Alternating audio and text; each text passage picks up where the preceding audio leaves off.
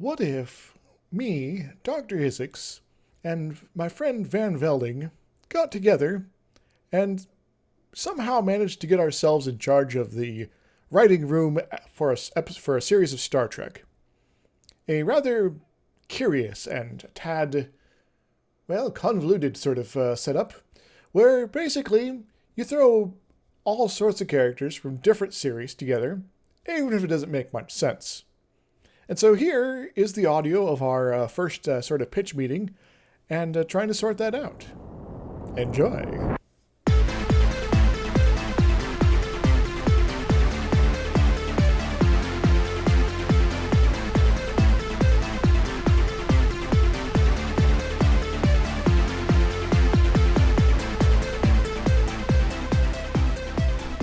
Right. So I did look at your spec, and I was ready to be disappointed. I was ready to do the whole, hey, everything's good, just a few notes. But I naturally have notes. I'm kind of a critical guy.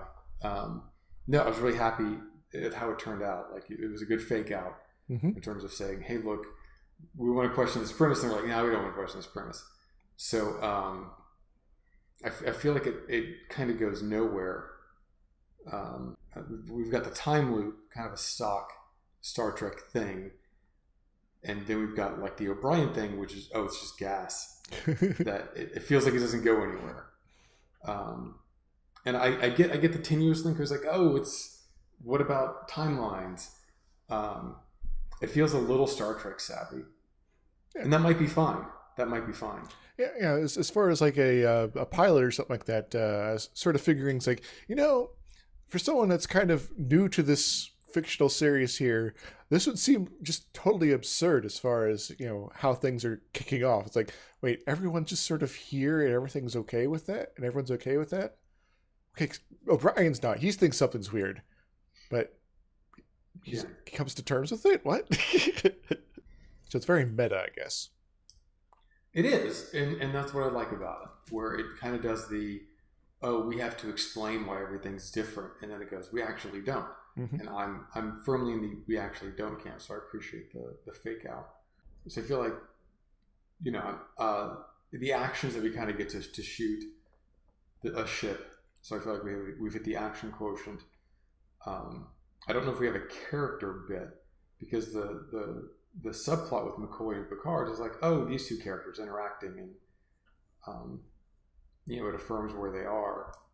But then I feel like we don't have an arc from that. Like I feel like what's the generative conflict between these two characters, and is it important or is it not important? Yeah, I was kind of thinking, like, okay, I need like a sort of a third background plot, something that's just kind of happening in the background.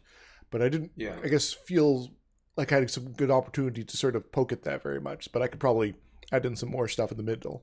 See, our anomaly is in a bubble, so it doesn't affect us. And what's happening with us, just like the regular churn of the starship, it just all that kind of happens, and then some of that kind of helps to solve the bubble issue. So it'd be great if our anomaly could plug into these things where we say, hey, and the way that this anomaly touches us hits O'Brien or someone, but I mean, I'll get to that. It hits O'Brien or someone in a way that they say, hey, none of this is right. And then we also have Picard and McCoy arguing with each other over stuff.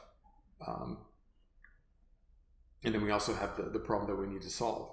So I would say, we like McCoy Suffers episodes. I assume that's why you chose O'Brien. O'Brien Suffers episode. Well, it is kind of one of those tropes in Star Trek that just was so obvious, and it's like, wow, this universe just keeps shitting on O'Brien. What's up? Yeah. I'll be honest, I don't think he suffers enough. For this to justify being an O'Brien episode. So O'Brien's also our blue-collar worker of Star Trek. So when he goes, this should all be normal, and it's not normal, therefore I'm your bellwether for that. I can see it. I can see it working on that angle as well. But of all the characters we have, barring Guinan, who gets to do time travel, who gets to do timeline shenanigans, is there another character that we can say, hey, they have to make the case that everything's weird, even though it doesn't make sense. And then they're eventually wrong, too. So, and almost any character could fit that bill if we wanted to. I know 7 of 9 had an episode where she was putting things together randomly. She's not in this, but anyways, I'm just saying. Oh, it was the Voyager conspiracy, right? Yes, that one, which I enjoyed. There's the one where Dr. Crusher's stuck in the temporal bubble. Mm-hmm. And so, she's like, the universe is wrong. So it's very much in her wheelhouse. There's always Wesley. But, there is Wesley. Is Wesley? Oh, yeah, Wesley is on here. He's a junior officer, yeah. So, yeah. And if we want to do it as a pilot, I think we also want to take all the stuff that we have laid out on the table in front of us and go, what's the premise for our series? Mm-hmm. And what's it going to look like going forward? I think the first shot of Captain Picard in TNG is him looking out the observation lounge window as we get a slow zoom up on him. And then Picard, at the end, he's like, let's see what's out there. Yes. And like, that's, yeah. And for Deep Space Nine, it is all about, hey, we're gonna, I'm trying to see if I can distill the Deep Space Nine theme from the pilot. Oh, we're on the frontier, and there's a whole extra bit of frontier now over there. Let's go check it out. Yeah, a lot of journeys are beginning, and a big horrible thing just ended, and we're trying to get things working again. Mm-hmm. We're working towards a normal to get to, and we think that normal is joining the Federation, but it's not. So it's a bunch of broken things are trying to heal, whether that's Ben Sisko or whether that's Bajor, and we have new tools available to us to do that, whether that's the Federation or the wormhole itself. Indeed. It's a really good intro. Perhaps not as explicit as TNG's, but not. And even the pilots for the original series are, let's do a weird space adventure, let's shoot some stuff, let's introduce these characters, our mains, and people are going to die, there's danger, there's adventure, there's drama for sure.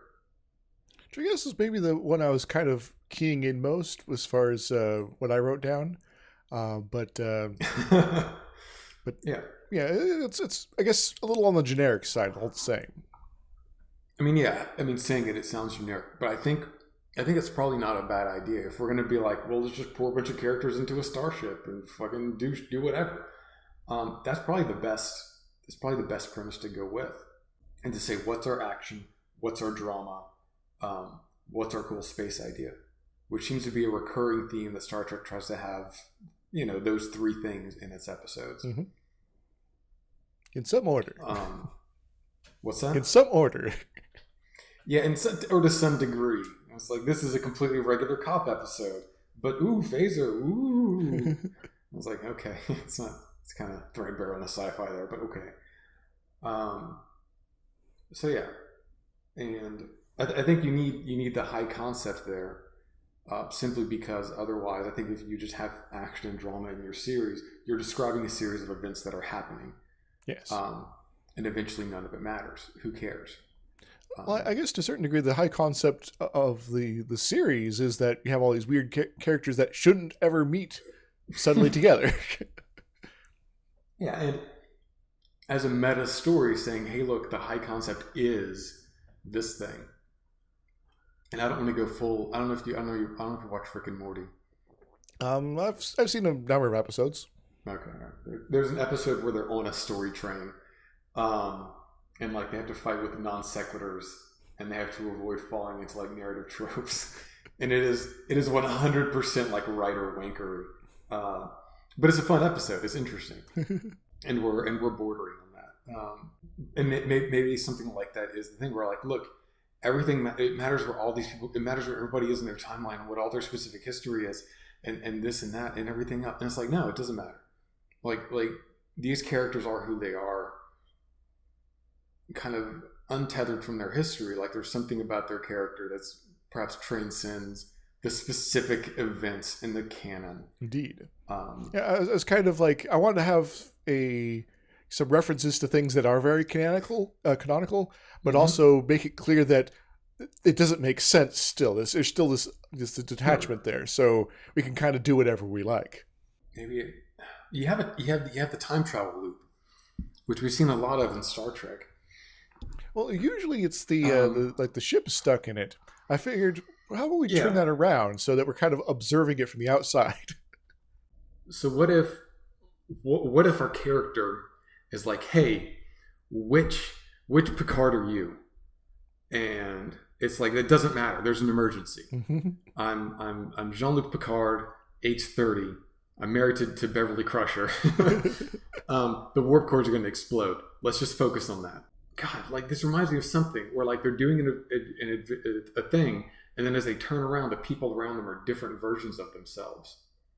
Well, There's a lot of different plots with changing history. It's like, oh no, we're the only ones that are unaffected for some reason, and everything else is changing yeah, around us. Like that one episode of in TNG with Worf, where he comes back from the parallels. Yeah, tournament, and suddenly yeah. everything's changing. It's kind of like that. It's kind of like that. Maybe we should figure out which sector that was. That's another one of those late TNG plots. It's just like, oh yeah, we hit a road bump in a shuttlecraft. Now everything's different. Yep. Like, oh, that just happens. You just flying around. You fucking hit a different timeline. It's like, yeah, or whatever. You become a kid. Whatever happens. Yeah. So there was a Voyager episode which I thought was really cool, which I think probably could have been the finale, which is the one where the Voyager exists in all these different timelines. So yeah, and they put the little thing when they go through all the different like periods and the past and the future, and it's like they all work together. Um, Parallels, I think really nails it. Um, so the sci-fi plot is you have all these characters from all these different timelines, and our whichever character whose shoulder we're over is like for to some extent worried about like the specific history of the people they're working with, but it doesn't matter because they're essentially the same character, right? Hmm. So that's all you really need to know about these guys. That's all the audience needs to know, and that's all they need to know. It's like we're all kind of here now, so what do we do about that? As opposed Yeah, to, opposed to worrying about how we got here. and so our high concept is: do we need to worry about all these little details about other people if we're all trying to accomplish the same thing? If we're all on the same team, Yeah, I guess there's sort of a message there then that it's like, you can come from different backgrounds and still work together and do something amazing, which is very Star Trek. yeah, it's a little broad though.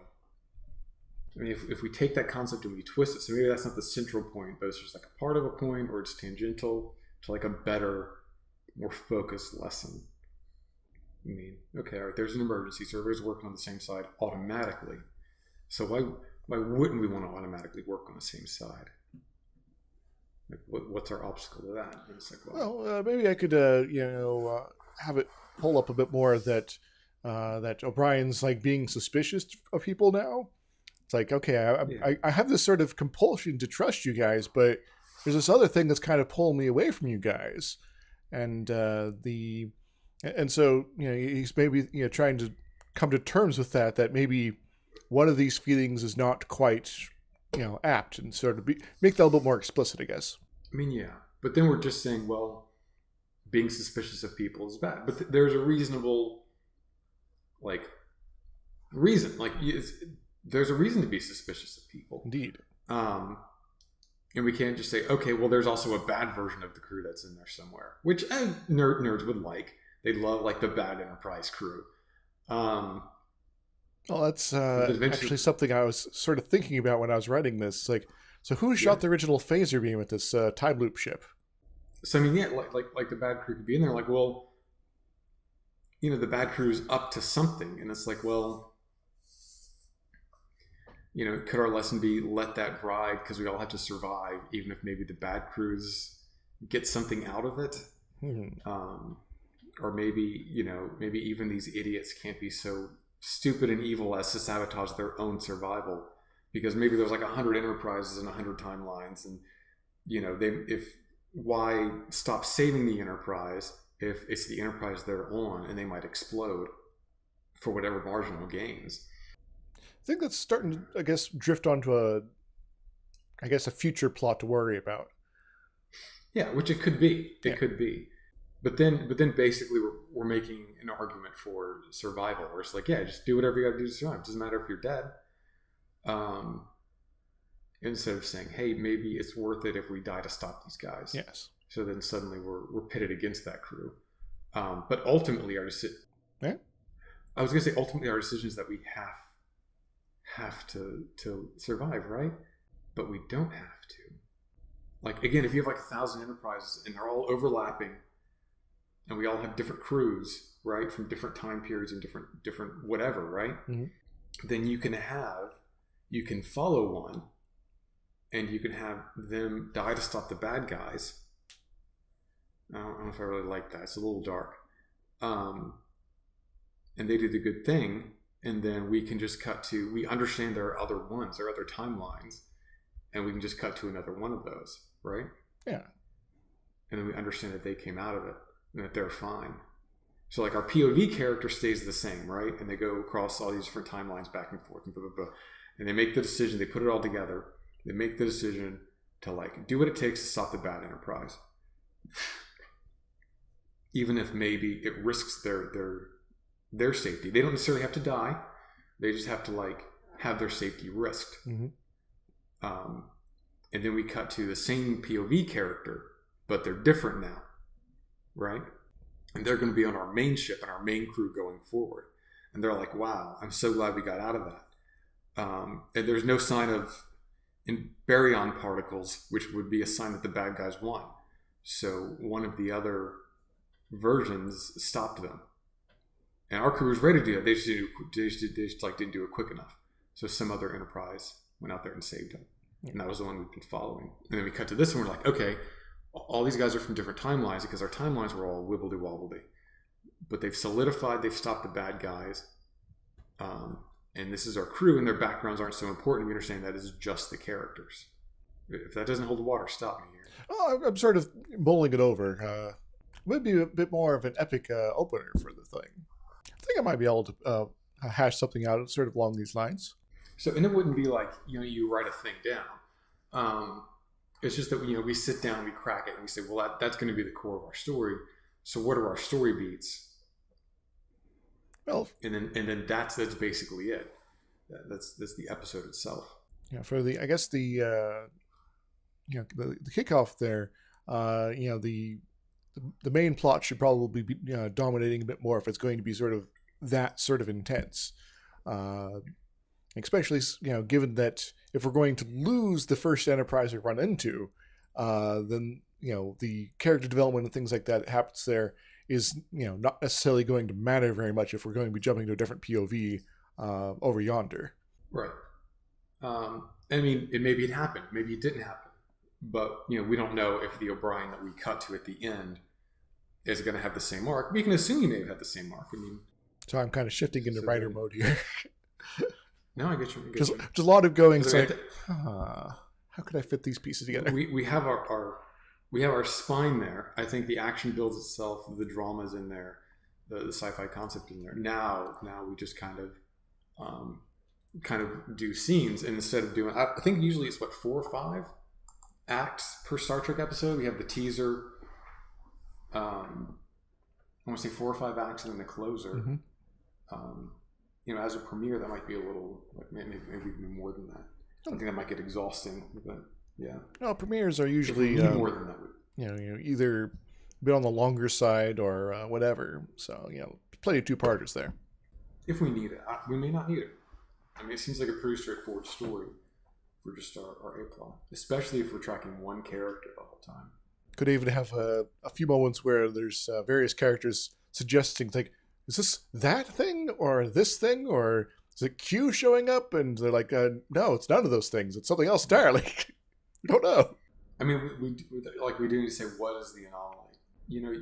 The mirror universe has learned to come to our universe pretty well.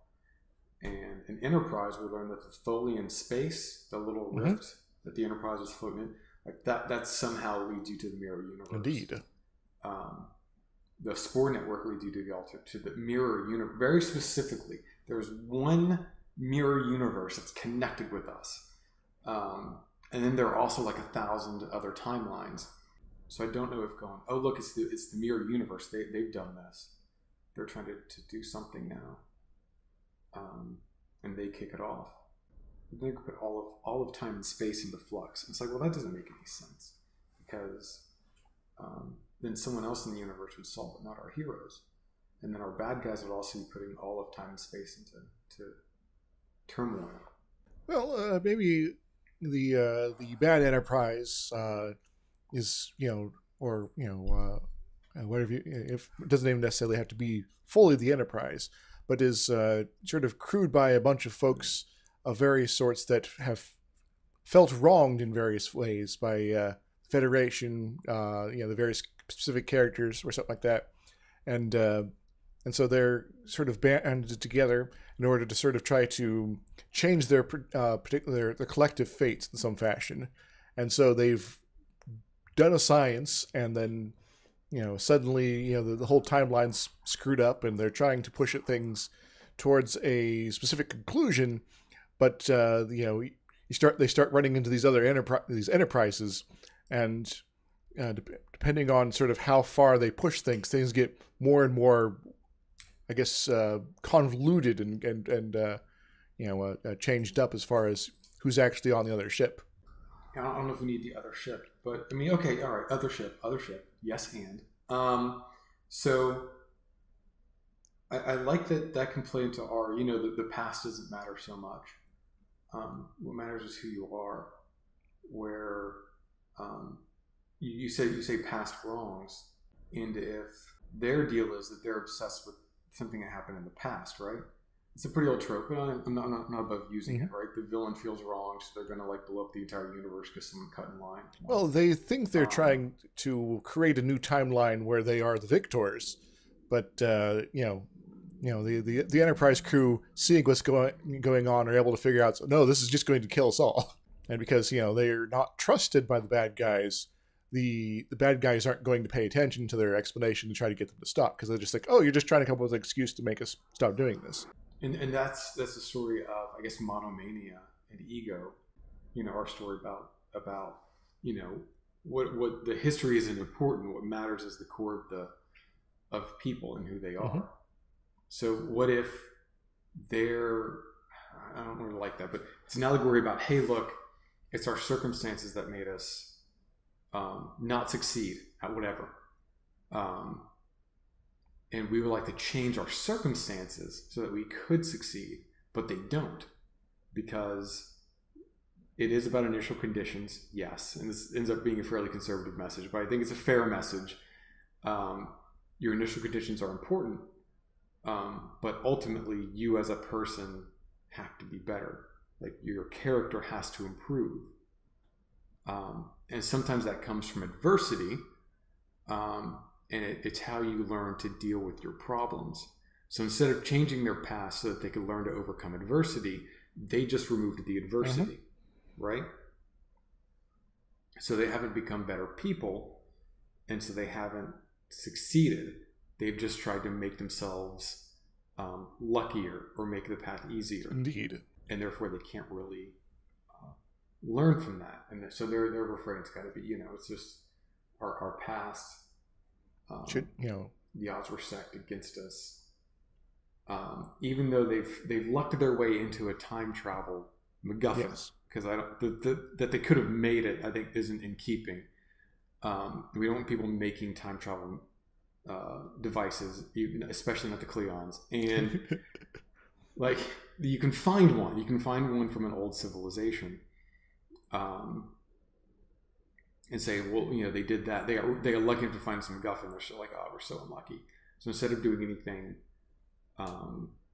maybe productive or helpful, or telling people, they're like, hey, what we're going to do is we're going to use it to change our histories. So then the Enterprise finds out about it from some way, and then goes to stop them, or goes to investigate whatever's happening. Mm-hmm. So, and we have to kind of presume that first Enterprise still has all these people on it.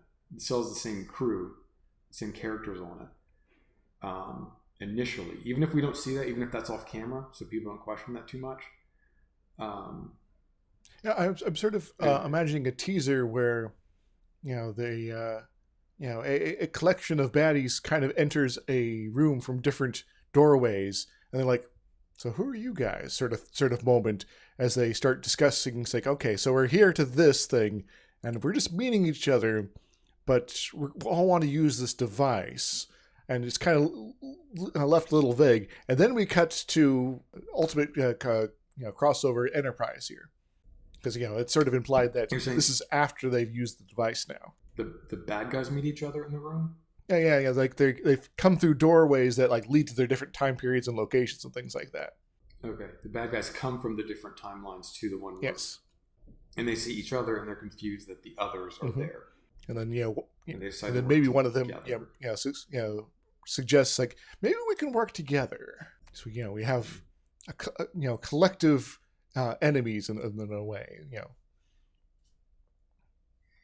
I would much rather start with a scene where if they have collective enemies, that's our guys. So we start with the scene where our guys do the log, set us up, and stop them from doing the thing. And then the bad guy can get away. And then they can go back to the room. And we can see other people who are being thwarted by our crew. And they're like, now we have a common enemy, if that makes sense. So we would begin on an action beat with our characters or some of our mains, and then like we kind of lead into the bad guys. I don't think I can make something like that work. Yeah. And see, our initial concept is our guys are stuck in an adventure on the ship doing different timelines of themselves. They're kind of overlapping, and so they're not all changing at the same time. Things are in flux. Yeah. So and then that's at least one arc, and then they're suspicious of each other, right? And we have to consciously come to the decision, oh, the history's not important here. We're all coming together.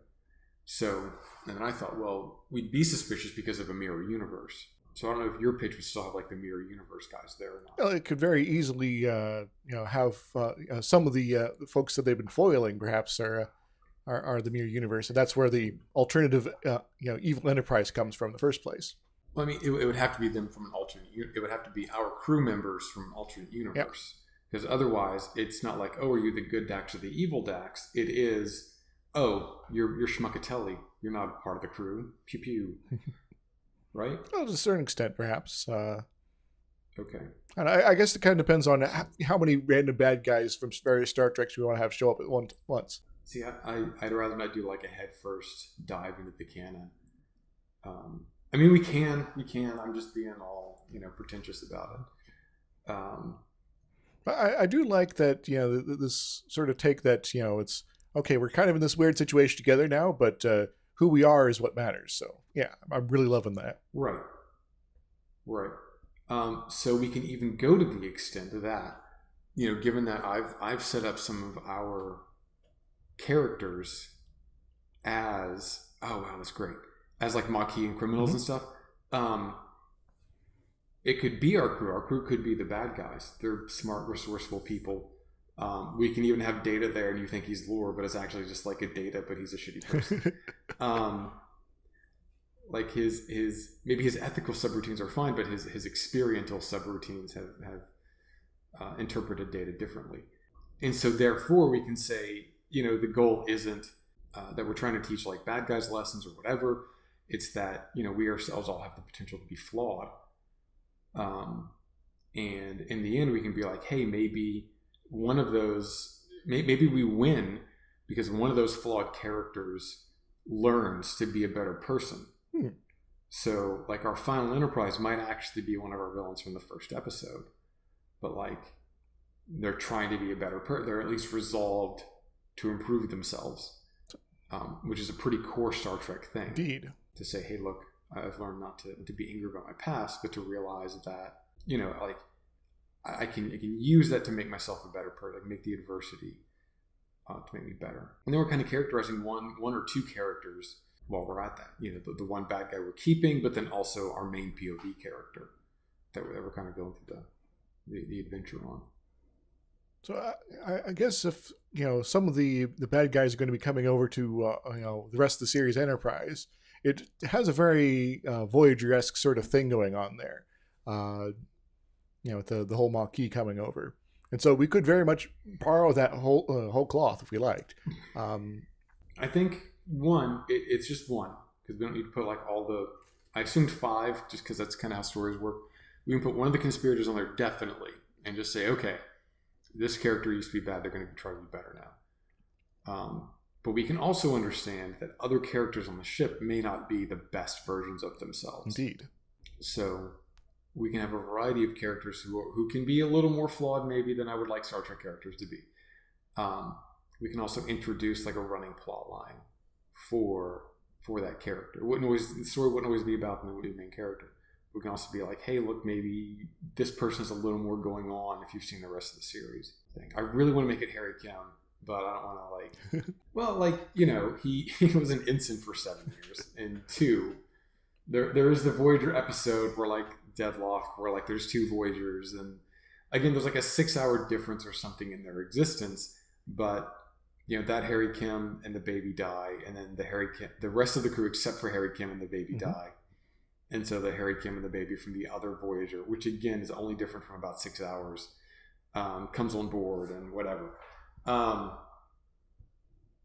don't put too much stock in it, but I'm sure I know people on the internet do. So you say, well, it's kind of the wrong Harry Kim. It's not the wrong Harry Kim, but people see it as kind of being the wrong Harry Kim, and you could do that with the whatever the villains come over. So. And then also you can put some spice on Harry Kim, who's a fairly spiceless character, as we know him. So maybe he's a little evil. He's a little too tired of everyone's shit. Would it work? Just having our bad guys kind of be members of our own crew, like recognizable Star Trek guys. I mean, to a degree, it could work. Yeah, I guess we just have to be sort of very careful how we sort of progress with it. So we'd have our opening shot with like, hey, hey, look, we're investigating this, whatever. Here's the guy. And they have like a hood or whatever, right? Because it's dramatic tension. And they're like, hey, get away from that alien artifact or whatever. And then maybe there's a fight. Maybe he does like some kung fu, our mystery guy. Mm-hmm. And there's like some action, some cool action. And the bad guy runs away. And he goes into like a portal or whatever. And then the crew, they say something, I don't know, like he got away, or we're detecting baryonic particles. And baryons. And I know, like, I shouldn't be leaning this hard into the baryons, especially since baryons are not that mysterious. Yes. But we're detecting the whatever radiation we got, and then and then they get like booped, and they become like different people, and they say the exact same thing again. And then like on the inside, like the villains are like, hey, we can work together. Maybe there's 3 of them where it's like, hey, okay, all right, the villains are also Star Trek guys, and they just got chased by Star Trek guys, but it'd be Star Trek guys with a specific uniform, right? So we'd have like TNG era guys chasing down the first dude, TNG uniform era guys chasing down the first dude, so he jumps through the portal, and he's wearing like his cloak or whatever, and then like the other cloaked dudes come through, not cloaked, but wearing whatever. And he's like, hey, what are you here? And they have to have like they have to be able to come to an accord really quickly, because we don't need to like do a thing. So maybe they're not even wearing Starfleet uniforms, or maybe they're wearing ragged Starfleet uniforms, or like they have shackles on. They pull back, they show up and say, you seem to be running from something. What is going on here? Says one of them. It's like, yeah, I'm running from the crew of the Enterprise. Me too, actually. That's a good thing. So we have rogue character, manacles character, and maybe prison jumpsuit character. I think that can work. Have we ever seen characters in prison jumpsuits? I feel like they're. Oh, we've seen them in prison plenty of times. Yeah, and they're wearing their uniforms, or they're civilians and they're wearing like the beige. Those brown and green numbers that are just god awful. So anyway, so they come through and they're like, hey, I'm also running from the crew of the Enterprise. And they maybe give us a hint there. So he's like, well, let's use this thing. Maybe we could work together, like you said. And they touch it, and there's a glow. And then outside, the guys who are chasing them, like they shimmer, and they're different. They're wearing different uniforms. Some of them are older, some of them are younger, and just bada bing. And then that's our teaser. I think that can work. So then we got to do like steady steaming POV character, probably O'Brien, kind of doing engineering stuff. Doing an O'Brien. Yeah. Toolbox in hand, going somewhere. Oh, that's it. Okay. So they're fighting in the alien artifact. So, well, why is O'Brien weird? And we don't necessarily need O'Brien to be weird. Like, everybody can be aware of the stuff. So yeah, we don't need O'Brien to be weird. So O'Brien rounds the corner. Dr. McCoy looks different, whoever, and he takes them to sickbay. And the doctor's like, "Yeah, you don't belong here. You know, you're like different. You know, our Dr. McCoy is like years later. He's like, yeah, maybe it's blah blah blah blah blah blah." And it's like, "Oh, we're investigating a temporal disturbance on this planet. Maybe it's related to that." And they're like, "Okay, Ensign Kim, figure it out." And then they turn around and it's like Ensign Kim, and he's got like a scar or whatever, so we know it's the Ensign Kim with the robe. And so he's going to try to like sabotage the mission. And just as they're about to catch him, like bam, another time travel thing happens. Because like we always have a shift right before we catch the bad guys, because that means that another one got back, right? And he changed it to keep that one from being captured. Yes. So that's like our thing. And damn, I don't know why Chief O'Brien would be at the center of that, but. Well, O'Brien's kind of met the most people throughout the various different Star Treks. So, it would kind of make sense that he'd be like, everyone's familiar, but not quite. But they're in this universe all kind of serving on the same ship. So maybe he has like a little bit of extra history with these guys. You know, like, hey, Chief O'Brien, you've served with everyone before. I was like, no, I haven't. That guy's new. You know, I've never served with Captain Janeway before. Like, there's one person he hasn't served with twice before, and that's why it's funny. Who's that strange Trip fellow over there? I've never seen him before. And that pulls us right into our first act. And I guess the first act would end when we become aware of what's happening, which is they're trying to stop us from getting to that planet. Like faking transmissions or faking emergencies or trying to get one of them to be captain might be interesting. So then, like, at the end of Act 2, we finally get to the planet. We're aware that they're messing with time and that we all have to kind of work together, but we don't know who's working with them. Maybe we figured out 2 of the conspirators, but we need the 3rd. Yes. So therefore, Brian's kind of suspicious of everybody, but he says, you know what, over the course of the 3rd act, he's losing more time trying to verify people's exact histories than he is getting our story.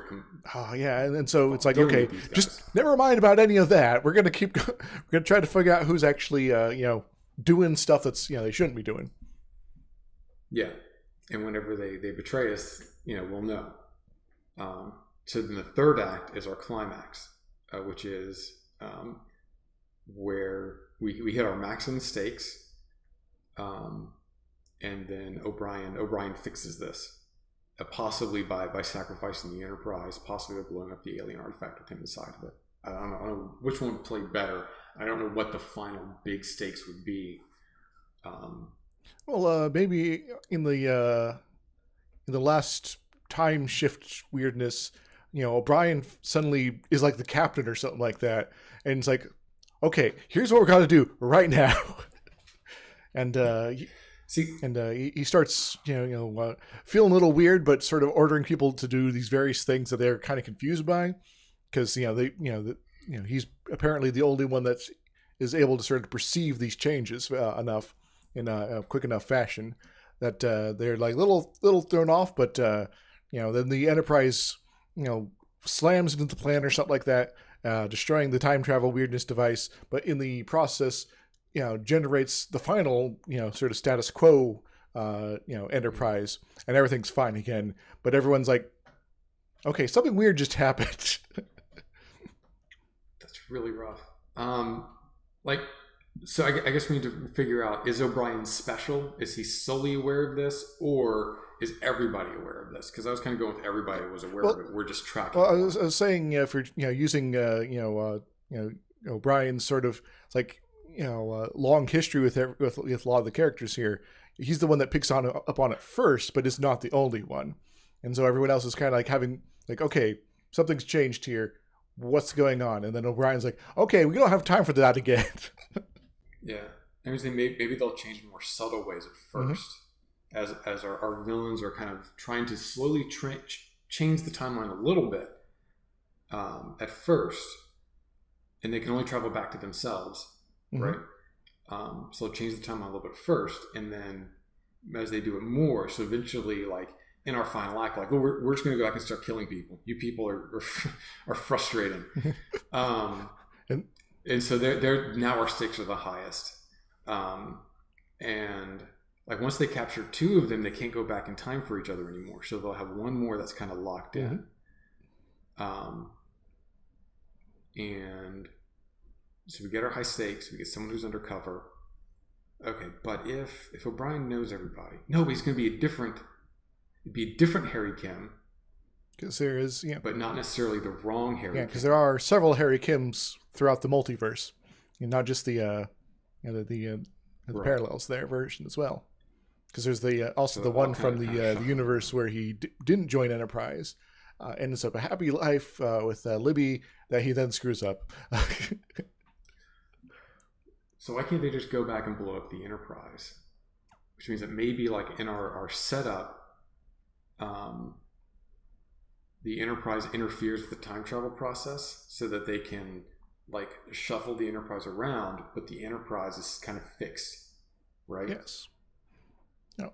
So like it's linked with the device, so they can't. Maybe it's something like weirdly absurd, like warp engines interfere with this device just slightly, and so the bad guys eventually figured this out, and it's like, well, maybe if we destroyed the warp engines or shut them down or something like that, we'll be able to use the device as intended, and that's. Maybe sort of factors into why this device was never put to use by whoever created it originally. Because it's just like, well, this is just kind of, it doesn't really work as we intended it, sort of thing. Because, in a universe with ubiquitous warp drives, it's kind of like, well, does it...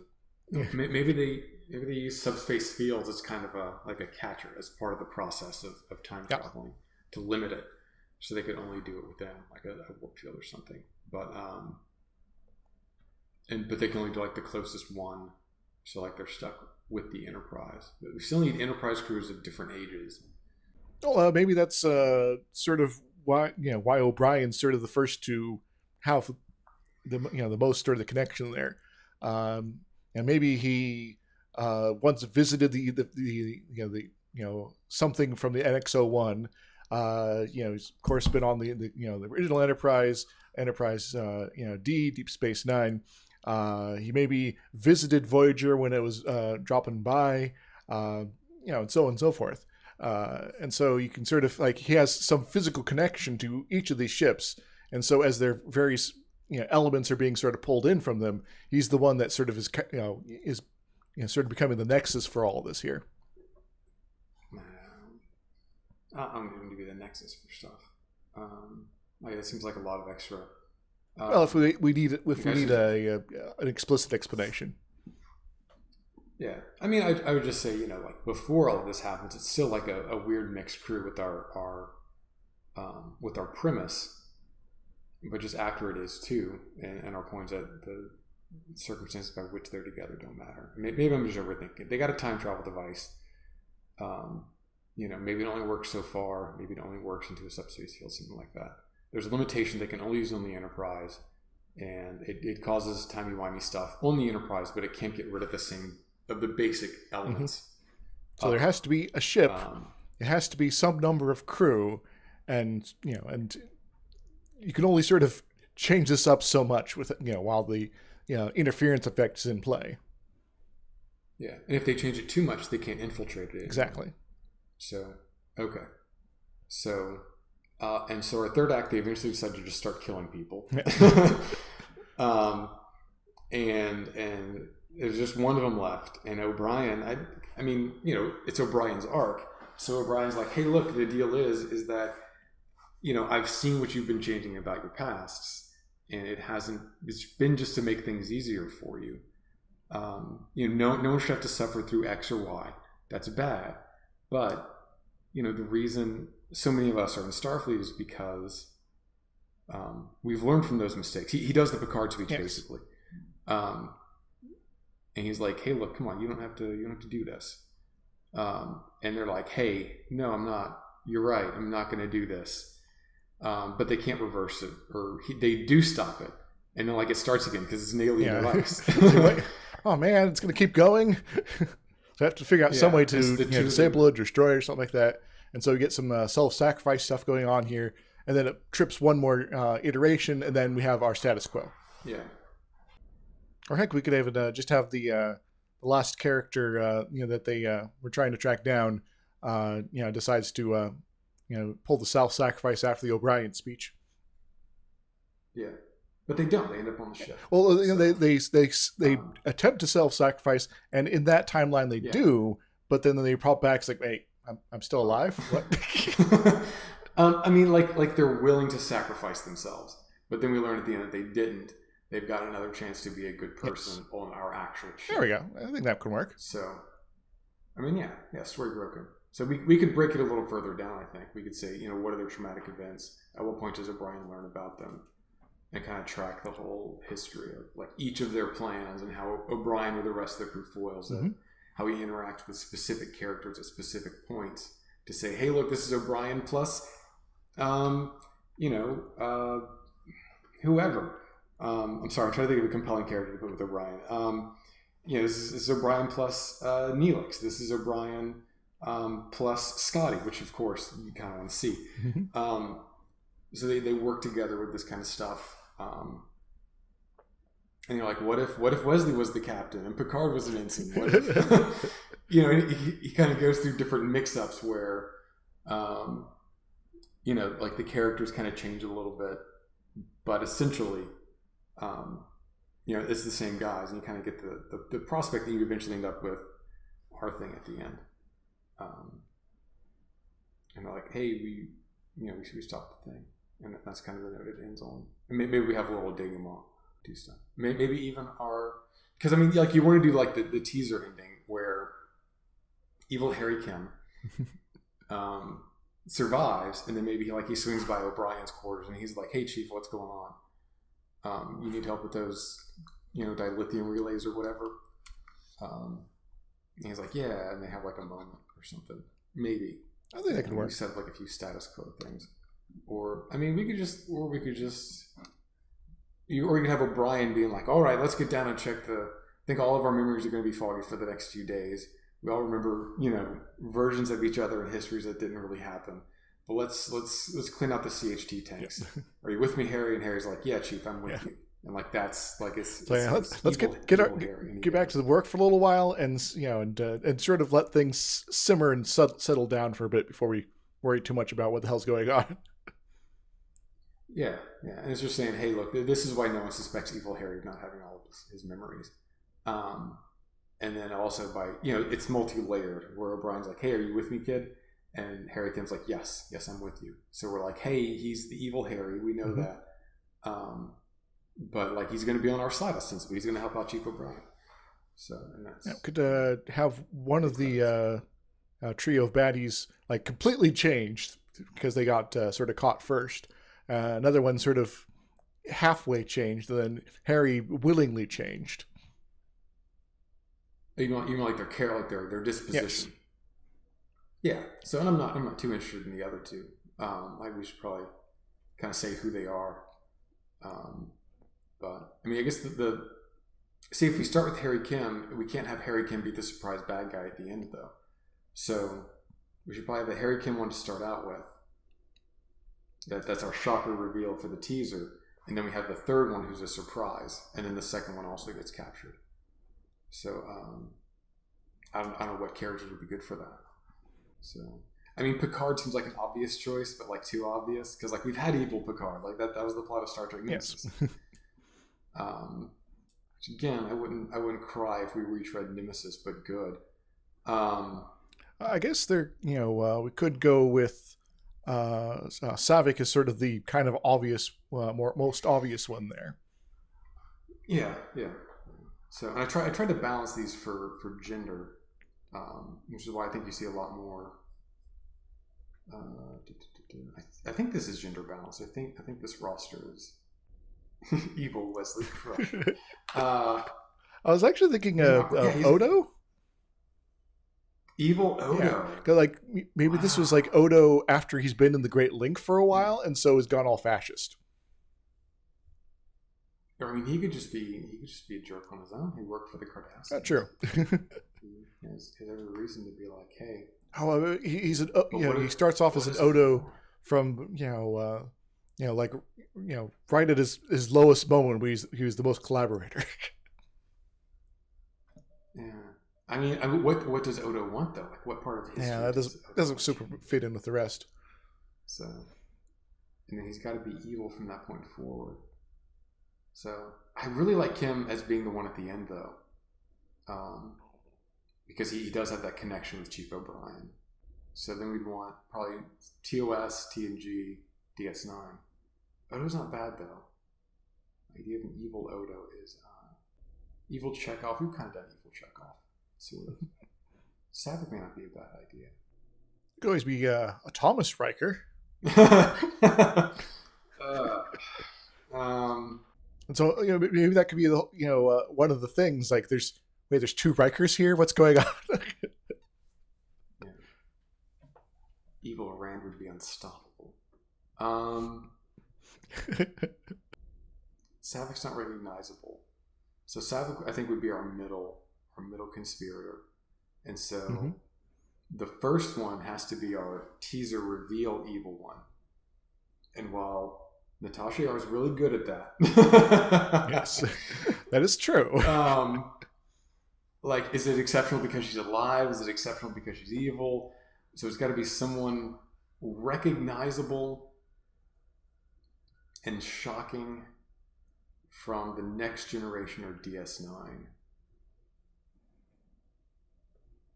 Ooh, Evil Worf. Evil Worf would just murder everyone, though. Yes. Could be Evil Crusher. Evil Worf. Evil Crusher. Starts running around with the off-button hypersprays. Still find it hilarious in All Good Things. She's a captain of a ship, and she still has one of those on her. Oh, yeah. Well, she was prepped. She knew she was going to take out Old Man Picard from the jump. So I think you're right. I think you're right about Dr. Crusher. I think that's our good run. She hasn't had an evil duplicate before in any kind of a way, and she's still very recognizable. So, indeed. Okay. So our first undercover one is Savick, and then our Beverly Crusher's revealed in our teaser, so we know she's evil the whole time.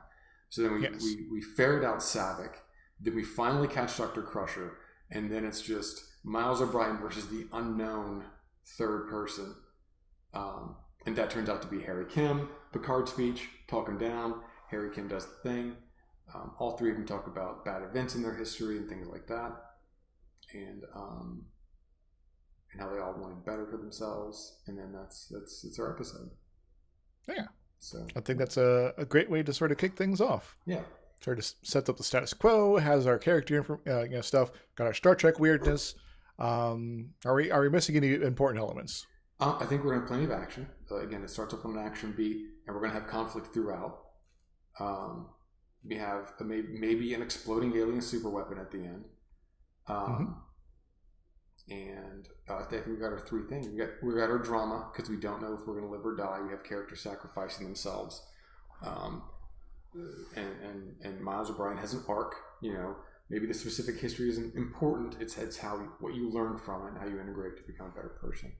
Exactly. So, yeah. So again, we're going to be kind of an odd crew here, but this is how apparently the timeline is now. So we're together.